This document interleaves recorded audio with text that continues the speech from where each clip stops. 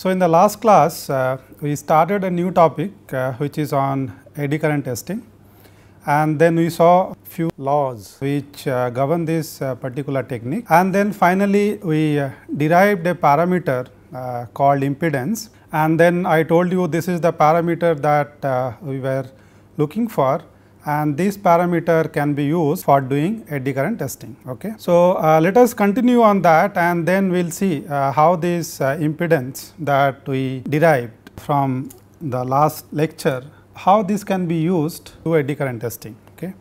So, this is what just to give you a quick recap, this is what we did finally. We derived this particular parameter Z or impedance, which is the total resistance to flow of current in a conductor, which contains both a resistive element as well as an inductor. Okay.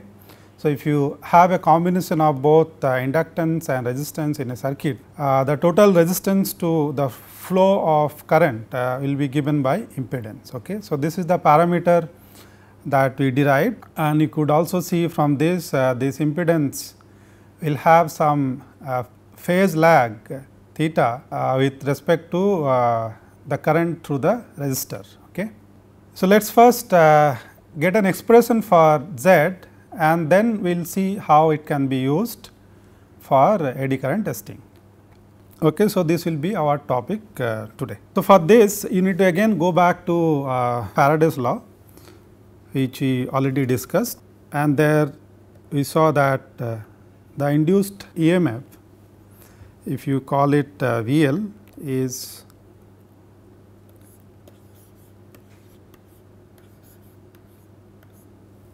this, wherein d phi dt is the change in the magnetic flux, phi be the magnetic flux. Okay.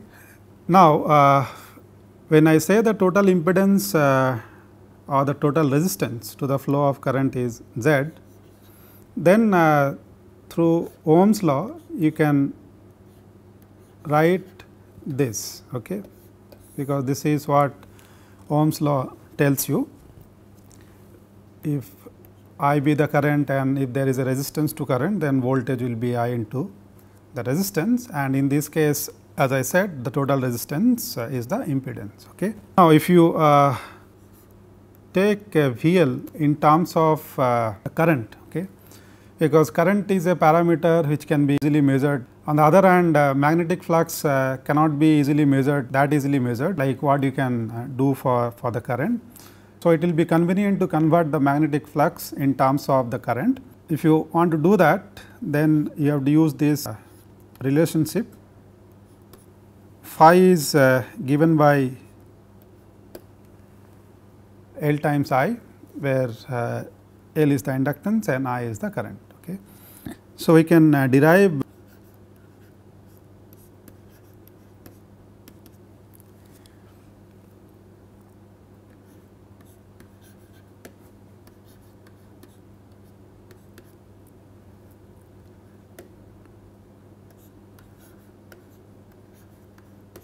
for a given conductor or for a given inductor, this L is constant. So, this will be 0, and as a result d phi dt will be equal to L di dt.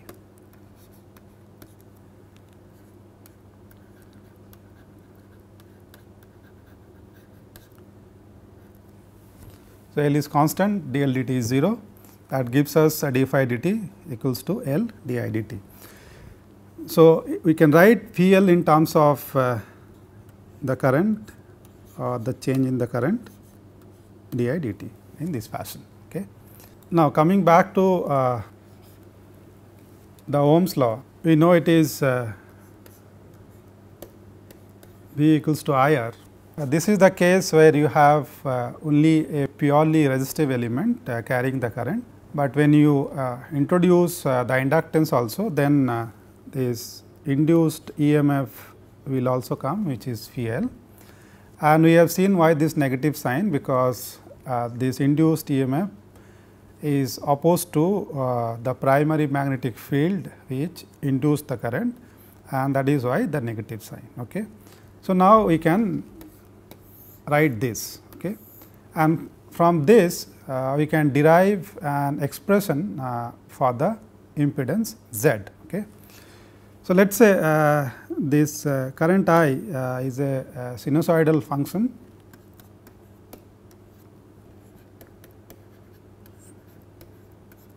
Okay. So, that means now we can write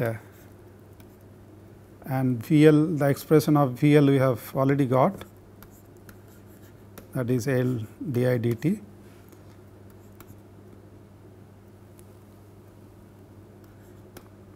I is I naught sin omega t, and from here you can also derive d I dt.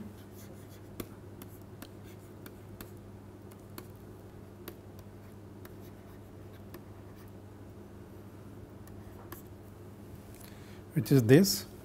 So, now if you write it here,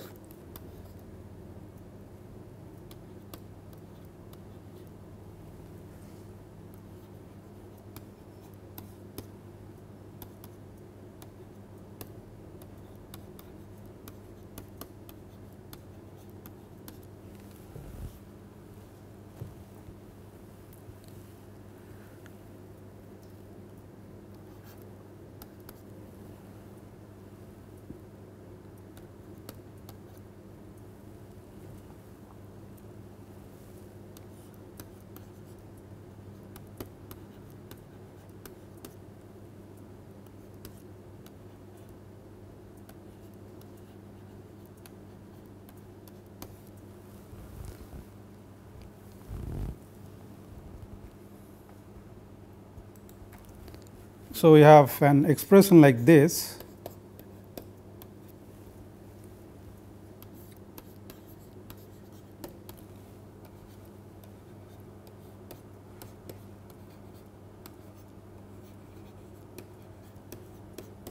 Okay, which looks very similar to the Ohm's law that we started with in this case.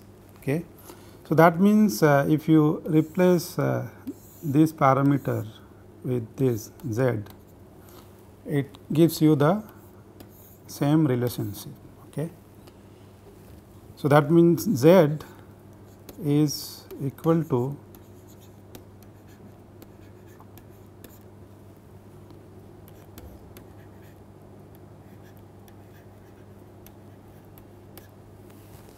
Okay. So, this is the expression for Z.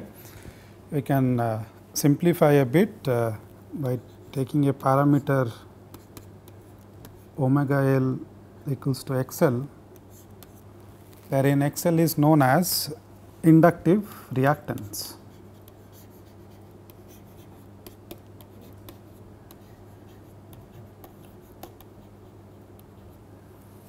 Okay, L is the inductance and omega is the circular frequency, which is 2 pi f, f be the frequency. So, this inductive reactance is nothing but the reduction in current flow or the resistance to current flow due to inductance.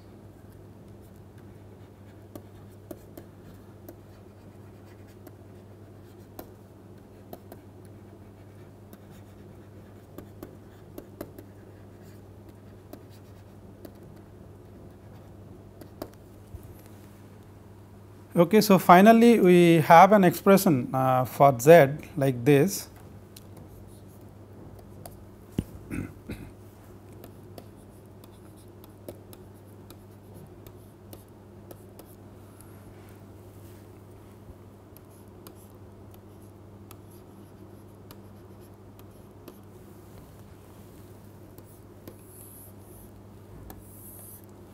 Okay. So, that means the magnitude of Z is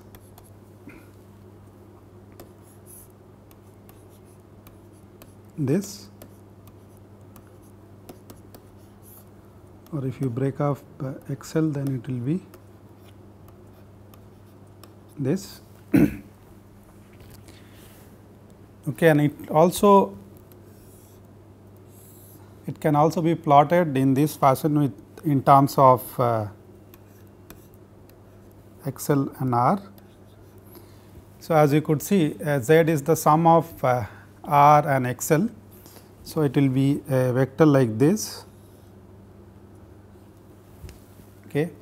And this is the phase lag or the phase angle that we talked about before, if you remember, which is here, okay. This phase lag between the impedance and the resistance, that you can see here also, okay. So, this is how Z can be broken in terms of the inductance and the resistance, or in other words the total opposition or total resistance to the flow of current, which is impedance, is a combination of inductance and resistance, okay. So, based upon this relationship and based upon this particular plot, something called an impedance plane is constructed,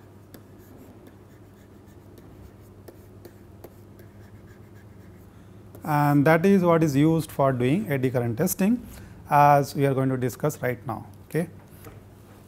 So, let us see how this impedance plane can be used to do eddy current testing. So, in eddy current testing, what you have, as I have told before also, you have this coil which is carrying the current, which is carrying an alternating current or a changing current to induce the eddy current onto the sample. So, here nearby, if you have a conductive surface, you will have this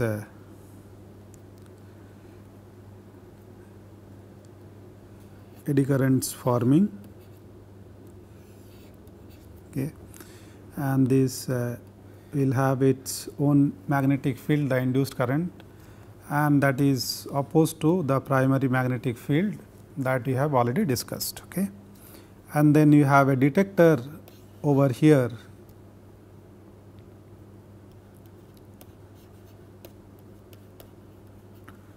to detect any change which may come in this coil, okay.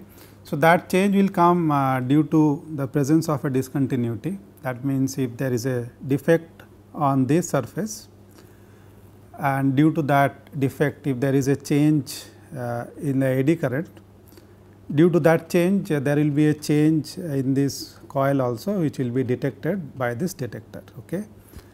And in order to sense this change, this parameter that we derived just now, impedance, will come into picture.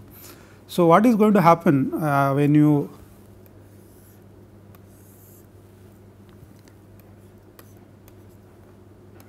bring this coil close to the sample surface? When it is close enough, then these eddy currents will start, okay. So, the distance between this probe and the sample surface is known as lift off.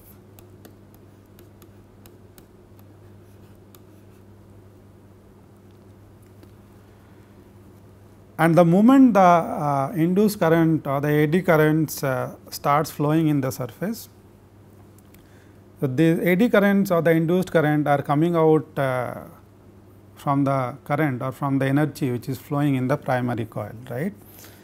So, since the energy is taken away from this coil, okay, that will be reflected in an increase in the resistance, okay. So, let us say first you have this lifted away from the sample, that means your coil is in the air, and as you decrease this distance or as you reduce the lift off distance, then the resistance will increase, because as I said, now the eddy currents will be induced. So, some energy will be drawn from the primary coil and that will manifest in terms of an increase in the resistance. Okay. And the inductance or the inductive reactance will decrease, because now you have eddy currents and these eddy currents have their own magnetic field which is opposed to the primary field, and due to that fact the inductive reactance will decrease and the resistance will increase, as I said, because you are drawing energy from the primary coil. Okay. So, you will get a curve like this as you bring the coil close to the conductive surface or close to the sample. Okay. So, that is why this curve is called as a lift off curve.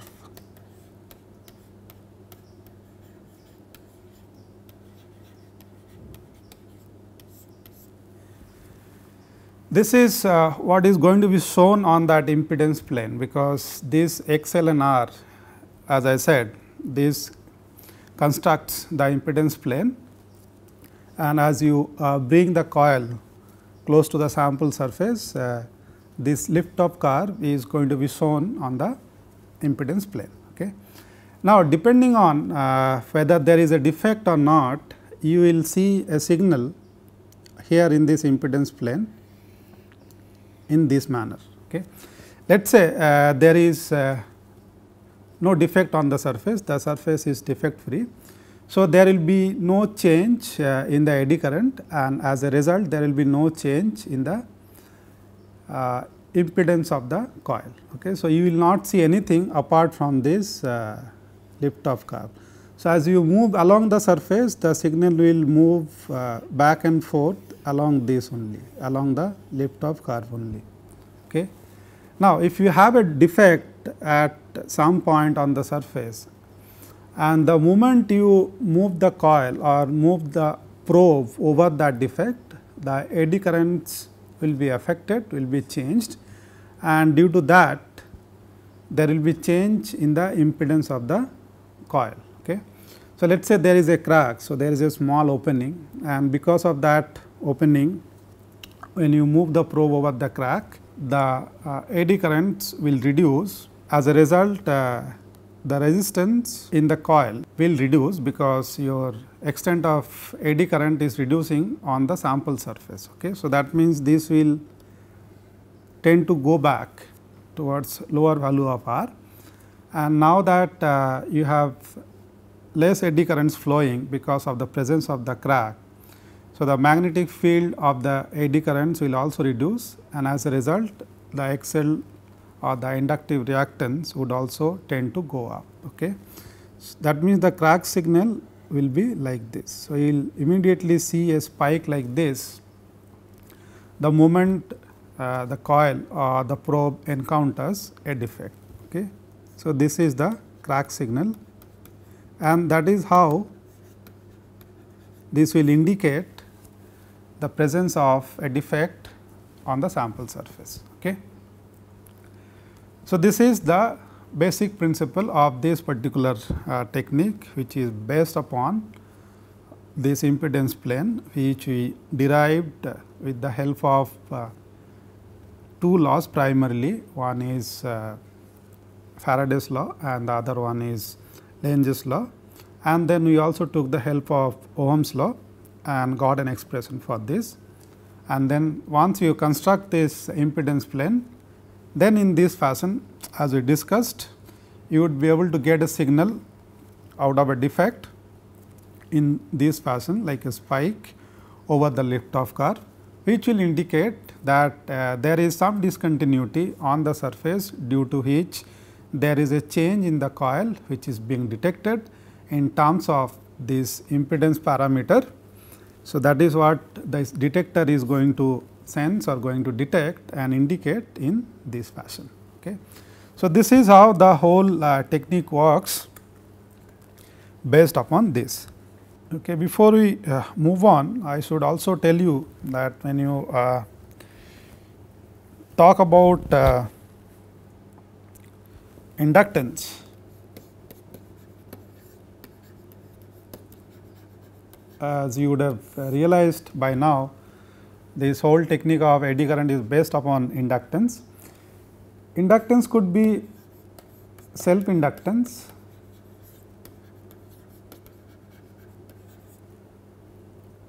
and it can be mutual inductance.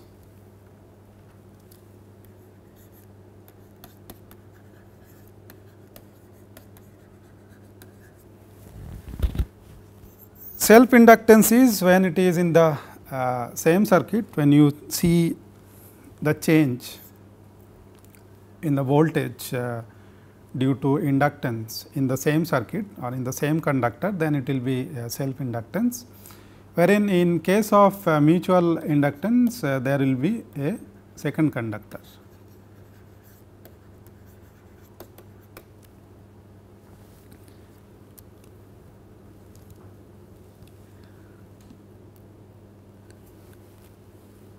Okay, so, in this fashion.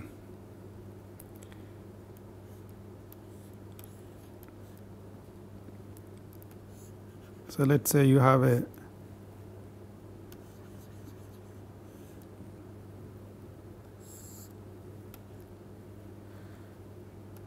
circuit like this, where you have this resistor R1 and the inductor L1. So, this is circuit 1 or conductor 1, and if you bring another conductor close to it,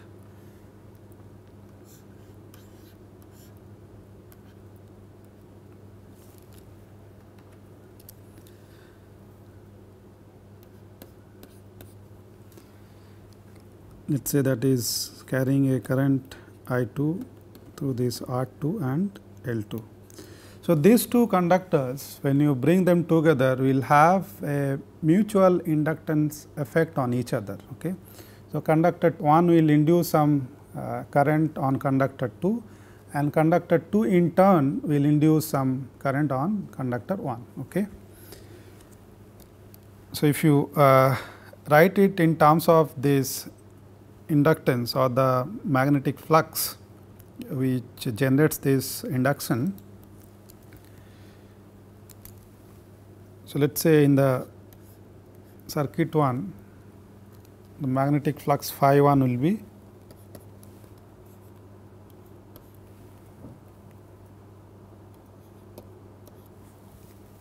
L1 or L11 I1. So, that is due to the current I1 which is flowing in conductor 1, plus it will have some induced EMF also, which will come from the second conductor. So, that will be L12 I2. Okay. Similarly, in the second conductor, if you see the magnetic flux phi 2 will be the current which is flowing into it, due to that L22 I2 plus the inductance which is coming from conductor 1, which is L21 I1. Okay. So, this parameter L12 and L21 is known as mutual conductance, which we will call as M, mutual, it is known as mutual inductance.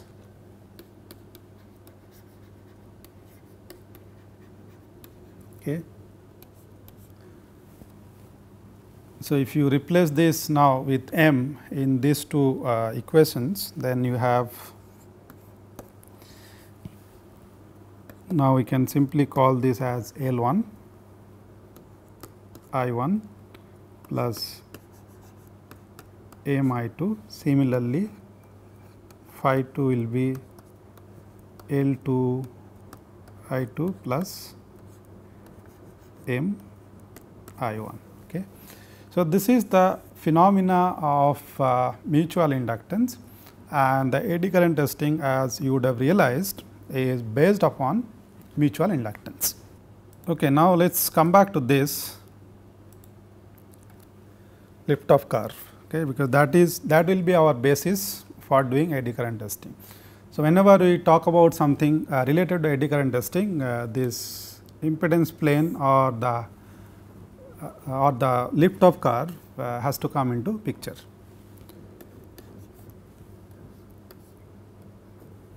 So, we will have to come back to this again and again as long as we are discussing this particular topic.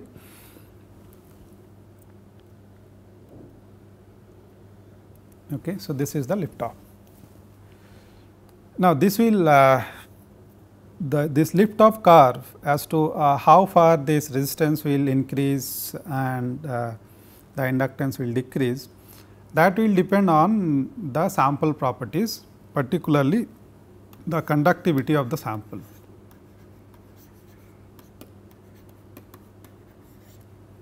Okay.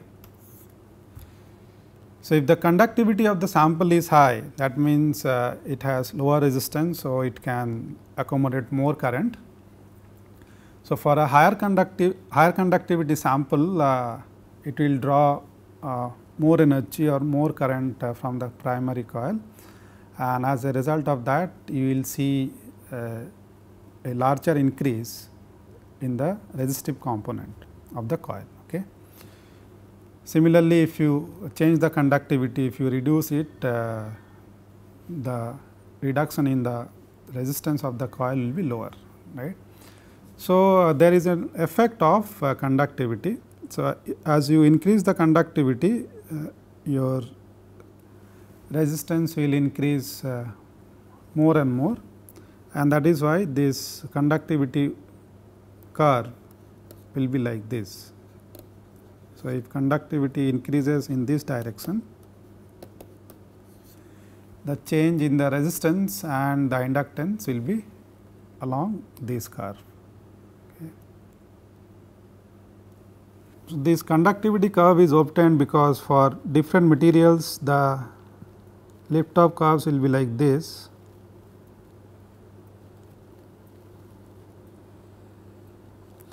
And if you join the endpoints of them,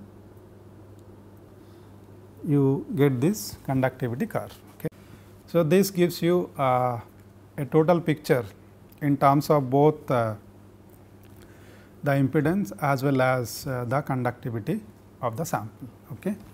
So, please keep that in mind, because if you have a highly conductive sample like copper, the coil will become almost like purely resistive, because the change in the resistance of the coil will be very high. And similarly, if you have a lower conductivity sample, the change will be lower. Okay. So, this is the effect of conductivity, and that is how you get a conductivity curve over the Liftoff curve. Okay. So, this is all I will have for today, and rest of the things related to this we will discuss in the next class. Thank you.